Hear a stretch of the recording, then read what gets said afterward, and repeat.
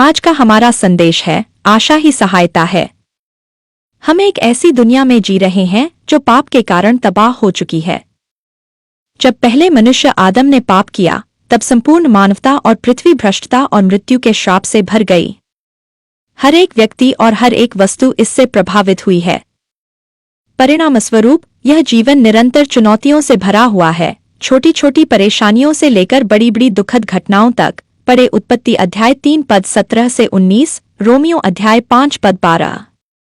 हमारे जीवन से परेशानियों को पूरी तरह दूर रखने का कोई उपाय नहीं है। ये इस पापग्रस्त पृथ्वी पर जीवन का एक हिस्सा है। परंतु इस जीवन में परमेश्वर ने हमारे लिए सहायता रखी है और हम उसी सहायता के स्वरूप के बारे में बात कर रहे हैं।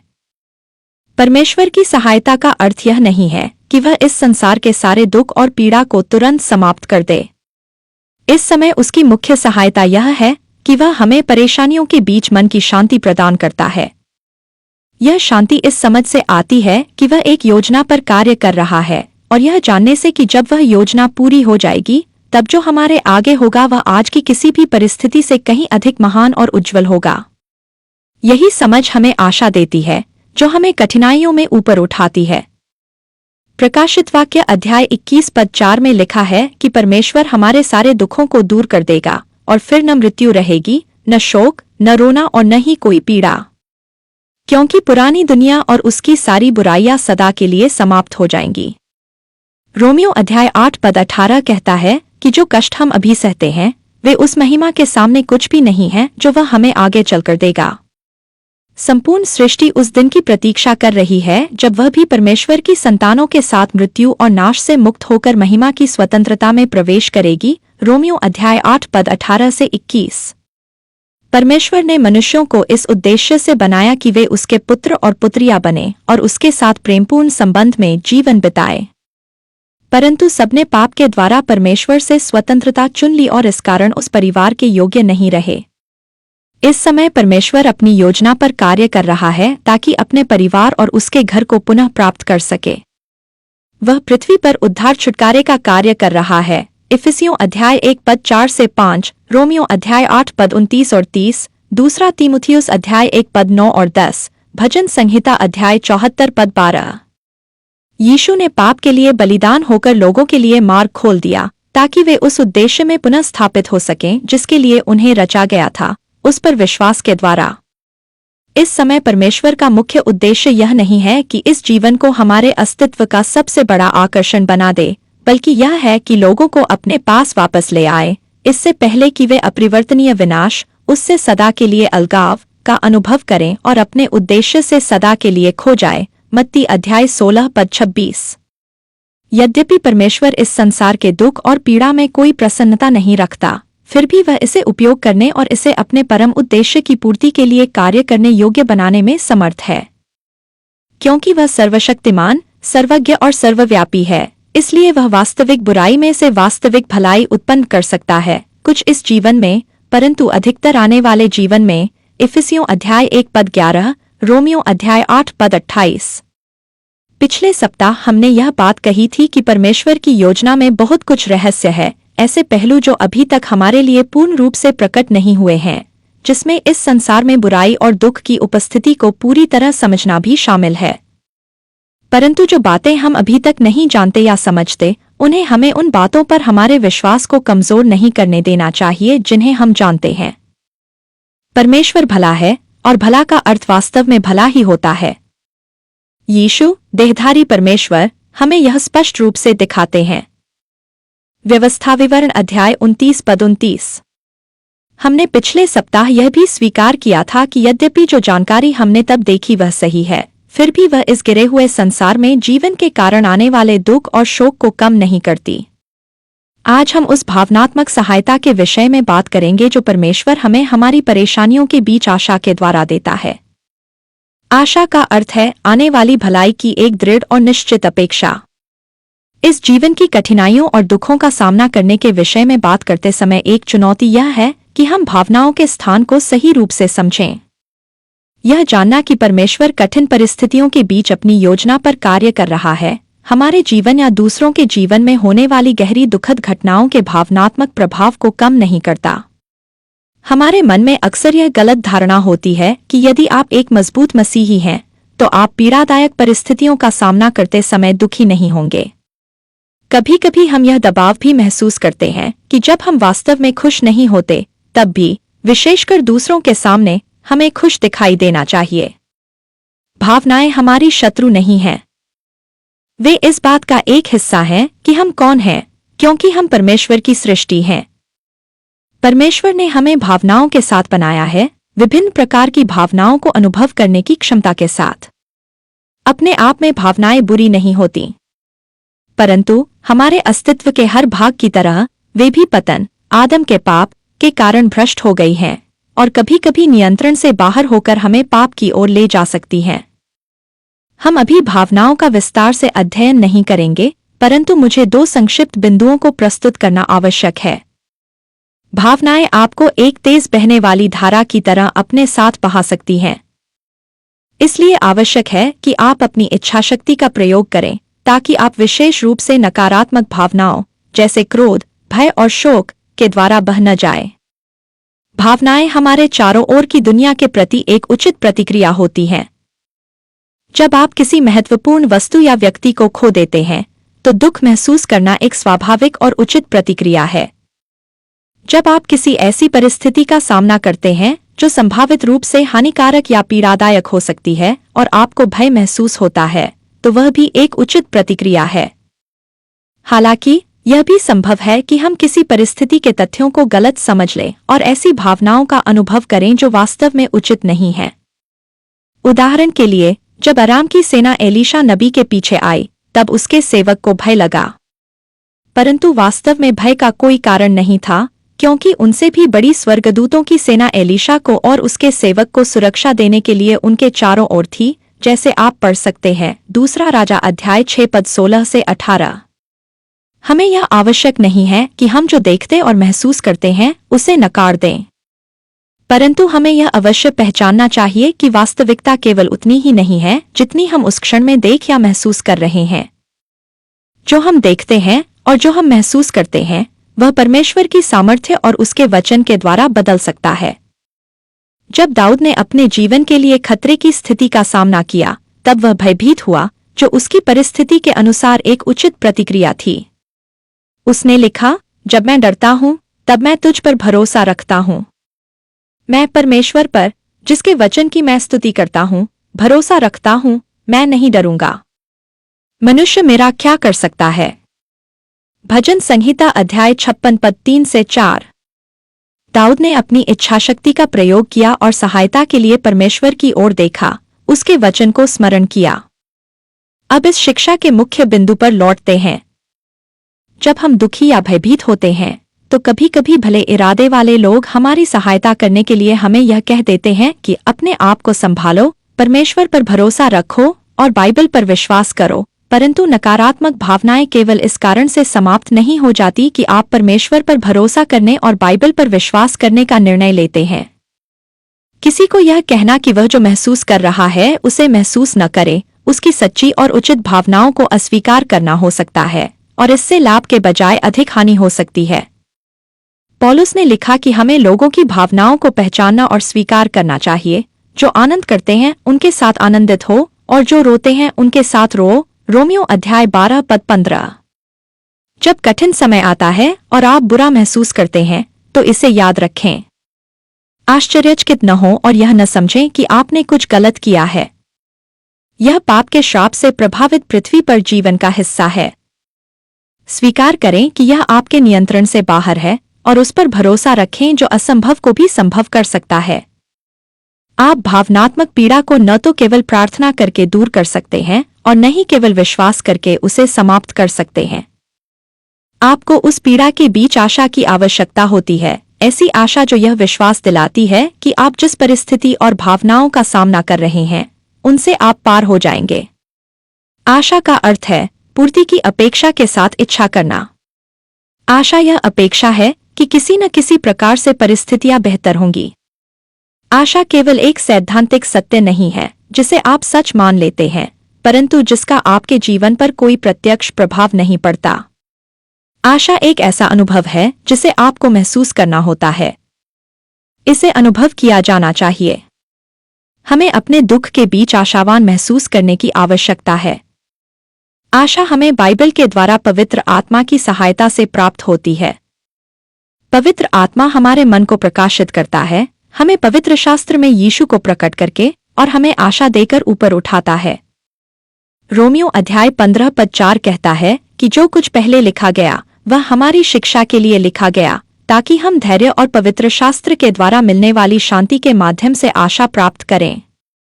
रोमियो अध्याय 15 पद 13 कहता है, आशा के स्रोत परमेश्वर तुम्हें उस पर विश्वास करने के द्वारा समस्त आनंद और शांति से भर दे, ताकि पवित्र आत्मा की सामर्थ्य से तुम्हारी आशा बढ़ती जाए और तुम पवित्र आत्मा की शक्ति के द्वारा आशा से परिपूर्ण हो जाओ।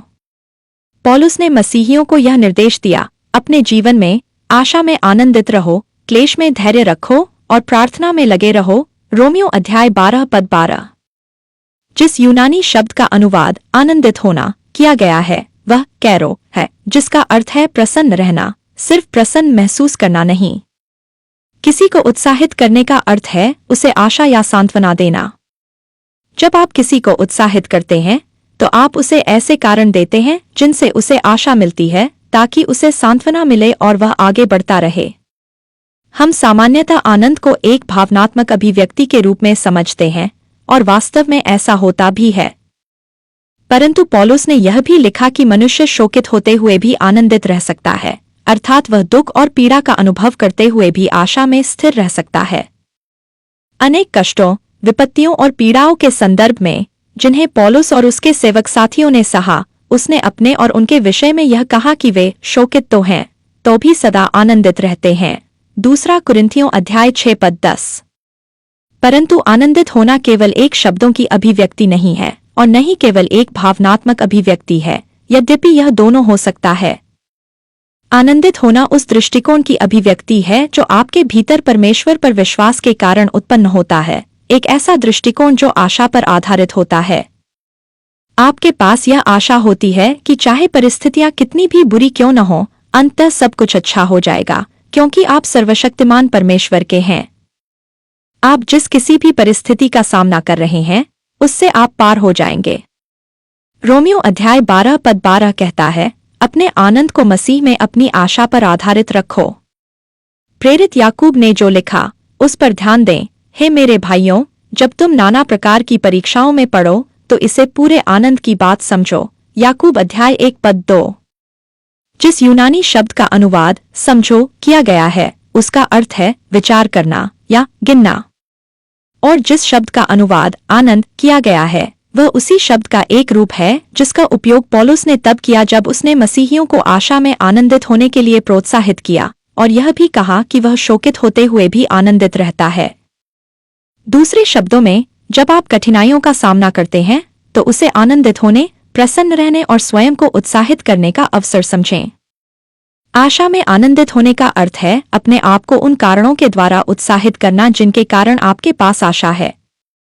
यह कोई उछलकूद वाली भावनात्मक खुशी नहीं है और न ही यह एक ठंडी, बिना भावना की तर्कसंगत प्रतिक्रिया है। आनंद शब्द में उस मन की प्रसन्नता का भाव निहित है जो वर्तमान परिस्थिति को समझने या भविष्य में मिलने वाली निश्चित भलाई के भरोसे से उत्पन्न होती है। अर्थात जिस प्रकार आप परिस्थितियों को देखते हैं, आपका दृष्टिकोण, आपका रवैया और जो सत्य आप जानते हैं, उसके कारण आप स्वयं को इस सत्य से उत्साहित कर सकते हैं कि आप जिस भी परिस्थिति का सामना कर रहे हैं वह परमेश्वर से बड़ी नहीं है और वह आपको उसमें से निकालकर पार ले जाएगा। आपके पास आशा है। पौलुस ने फिलिप्पियों के नाम अपनी पत्री उस समय लिखी जब वह रोम में कैद में था और संभवतः मृत्यु का सामना कर रहा था।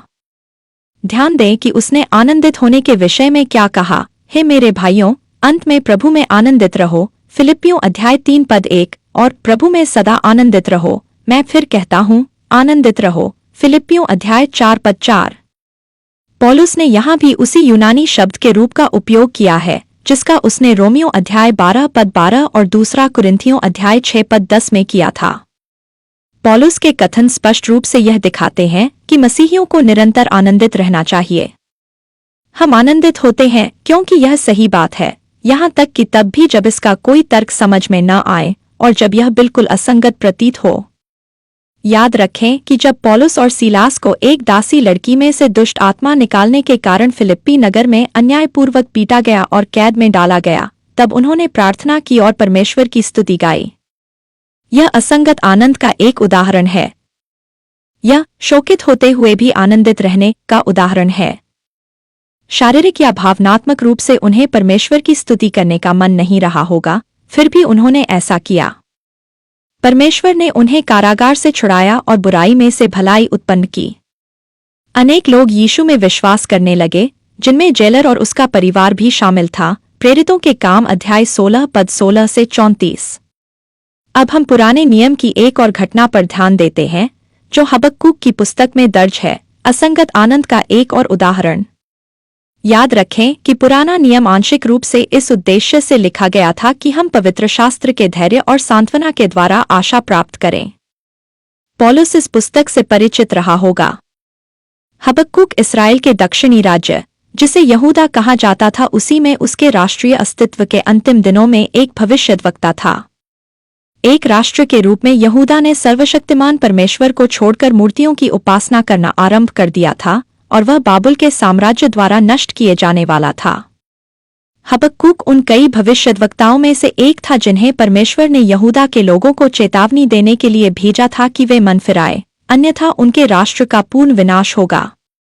लोगों ने मन नहीं फिराया और देश के सबसे गरीब लोगों को छोड़कर बाकी सभी को बंदी बनाकर बाबुल ले जाया गया। यरूशलेम नगर, जिसमें सुलेमान का महान मंदिर भी था, बाबुलियों द्वारा जलाकर नष्ट कर दिया गया। यद्यपि हबक्कूक एक धर्मी मनुष्य था और उसने वह सब किया जो परमेश्वर ने उससे करने को कहा, फिर भी उसके देशवासियों की दुष्टता के कारण उसका जीवन सदा के लिए बदल गया। अपनी पुस्तक में हबक्कूक ने लिखा कि उसने प्रभु से 2 प्रश्न पूछे कि क्या होने वाला है और क्यों।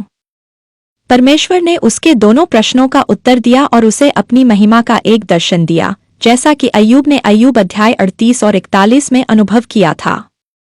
अपने पहले प्रश्न में भविष्यद्वक्ता ने प्रभु से पूछा, हमारे देश में जो दुष्टता, हिंसा और अन्याय हो रही है, उसके विषय में आपने कुछ क्यों नहीं किया।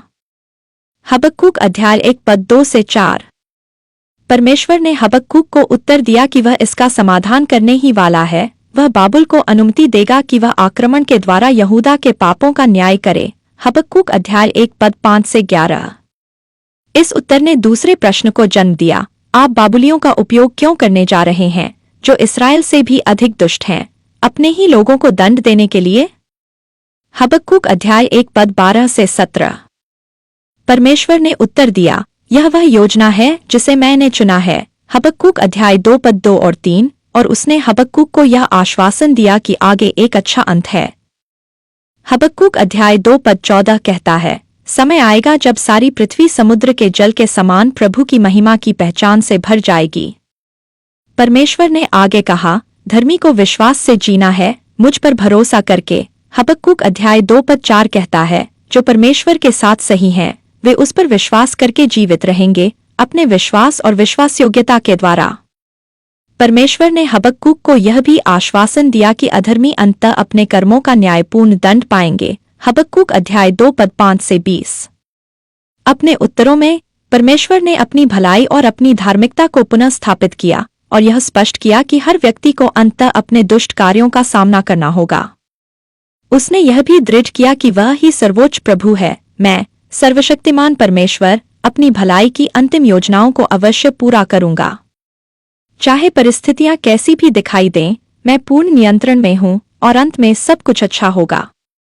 हबक्कूक ने प्रभु के उत्तरों के प्रति एक प्रार्थना के द्वारा प्रतिक्रिया दी, जो इस प्रकार आरंभ होती है, हे प्रभु, मैंने तेरे विषय में सब कुछ सुना है और तेरे अद्भुत कार्यों के कारण मैं विस्मय से भर गया हूं। हबक्कूक अध्याय 3 पद 2। इसके बाद भविष्यद्वक्ता ने परमेश्वर की महानता, उसकी शक्ति, सामर्थ्य और महिमा और अपने लोगों के लिए उसके द्वारा किए गए सहायता के कार्यों का वर्णन किया। हबक्कूक अध्याय 3 पद 3 से 16। और हबक्कूक ने यह समझ लिया कि एक दिन परमेश्वर की भलाई की योजना पूरी होगी और सब कुछ फिर से ठीक कर दिया जाएगा। ऐतिहासिक अभिलेख हमें यह नहीं बताते कि हबक्कूक के साथ आगे क्या हुआ, परंतु उसकी पुस्तक के अंत में हम उसके मन की स्थिति को देखते हैं, उस सारी विपत्ति के बीच भी। उसके भीतर आशा का ऐसा दृष्टिकोण था जिसने उसे आनंदित रहने की सामर्थ्य दी।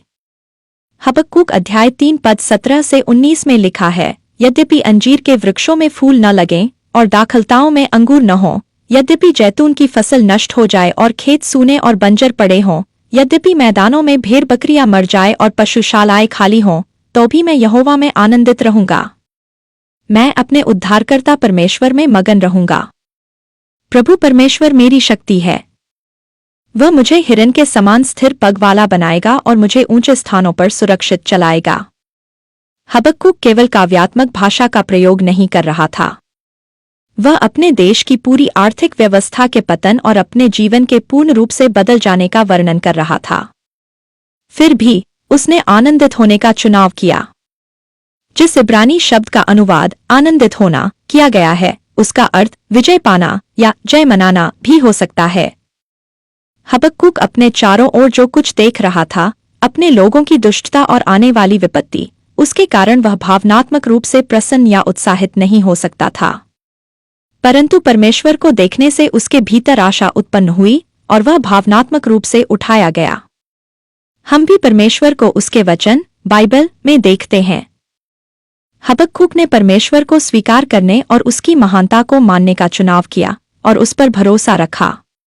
उसने यह घोषित किया, परमेश्वर मेरा उद्धार है और जो कुछ मुझे सहना पड़ेगा उसमें से वह मुझे पार ले जाएगा। मैं उसमें जय प्राप्त करूंगा। परमेश्वर पृथ्वी पर उद्धार का कार्य कर रहा है। भजन संहिता अध्याय 74 पद 12। और वह जीवन की कठिनाइयों और दुखों का उपयोग करके उन्हें अपने उत्तम और अंतिम उद्देश्य की पूर्ति के लिए कार्य करने योग्य बना सकता है। हबक्कूक और पौलुस दोनों ने इस सत्य को समझा। इससे उनके भीतर यह दृष्टिकोण उत्पन्न हुआ कि अंततः सब कुछ अच्छा होगा, और इसी कारण वे टूटे हुए हृदय के साथ भी, और तब भी जब परिस्थितियां समझ में नहीं आती थीं, आनंदित रह सके। आपका हृदय टूट सकता है, परंतु आपके पास आशा है, क्योंकि आप उस परमेश्वर की सेवा करते हैं जो आशा का स्रोत है। प्रभु आप सभी की आशीष दें। आमीन।